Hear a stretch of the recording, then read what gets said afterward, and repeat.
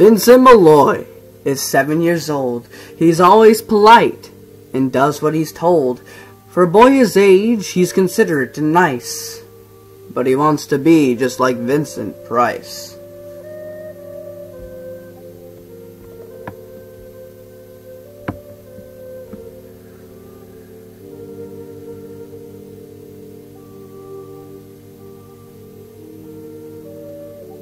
He doesn't mind living with his sister, dog, and cats, though he'd rather share a home with spiders and bats.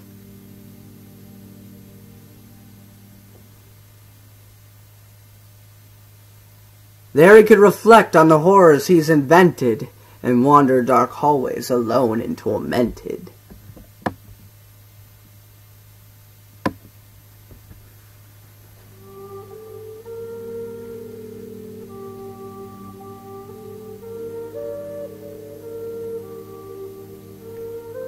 Vincent is nice when his aunt comes to see him, but he imagines dipping her in the wax for his wax museum.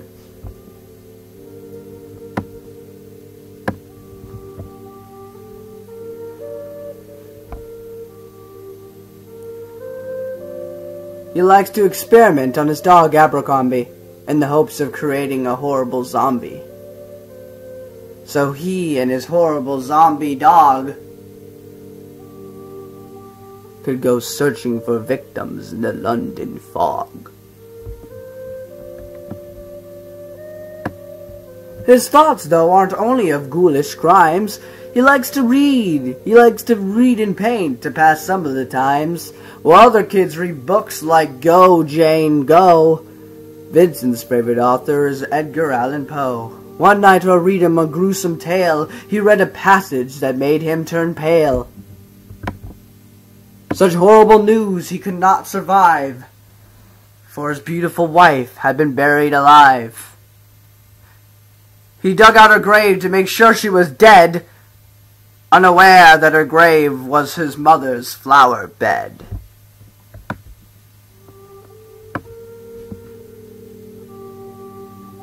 His mother sent Vincent off to his room. He knew he'd been banished to the Tower of Doom, where he was sentenced to spend the rest of his life alone with the portrait of his beautiful wife. While alone and insane, encased in his tomb, Vincent's mother burst suddenly in the room. She said, "If you want to, you can go out and play. It's sunny outside and a beautiful day."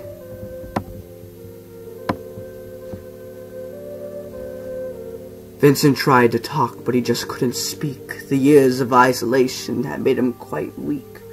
So he took out some pen and paper and scrawled, "I am possessed by this house and can never leave it again."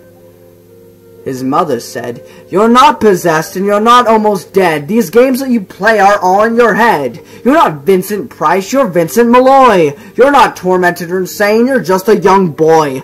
You're 7 years old and you are my son. I want you to go outside and have some real fun."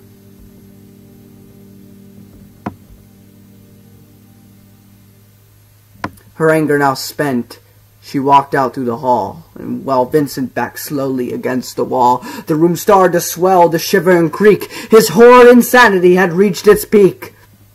He saw Abercrombie, his zombie slave, and he heard his wife call from beyond the grave. She spoke from her coffin and made ghoulish demands, while through cracking walls reached skeleton hands. Every horror in his life that had crept to his dreams swept his mad laughter to terrified screams. To escape the madness, he reached for the door, but fell limp and lifeless down on the floor. His voice was soft and very slow, as he quoted The Raven from Edgar Allan Poe. "And may my soul from out that shadow that lies floating on the floor shall be lifted nevermore."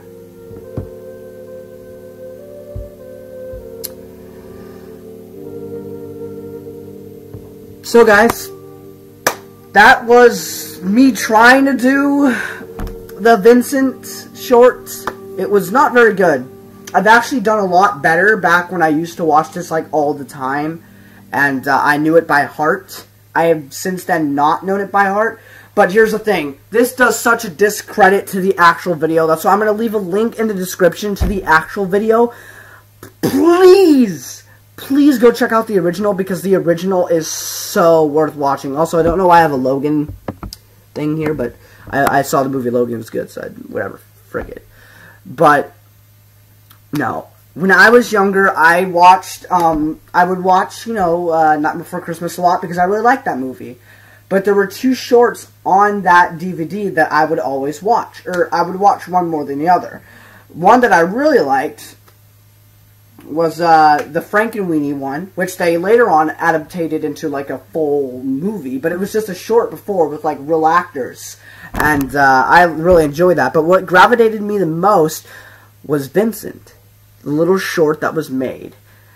And I used to be able to quote it word for word whenever that short would come on. I would quote it, and my mom would be like, "Oh my gosh, this is amazing." But I used to do that like all the time. Every time I watched the short, I would just come out. It was like fluid, like water. But now I'm not that good anymore. And I also couldn't hear the audio, so the audio would have helped me. But anyway, I hope you guys enjoyed. Please go in the description and watch the original video. The narrator is Vincent Price, the one that the whole thing is about. And he's much better, trust me. And it works perfectly with what's going on in the scene. I couldn't match it correctly, exactly. But please, go check that out. And I hope you enjoyed my interpretation, even though it was god-awful. Anyway, thank you all so much for watching. If you like this video, give a thumbs up. Sharing helps out a ton. Don't forget to subscribe. Love you guys, and I will see you in the next video. Don't forget to check out Vincent. He's really awesome, and don't forget to check out Mandano Inc. See you next time.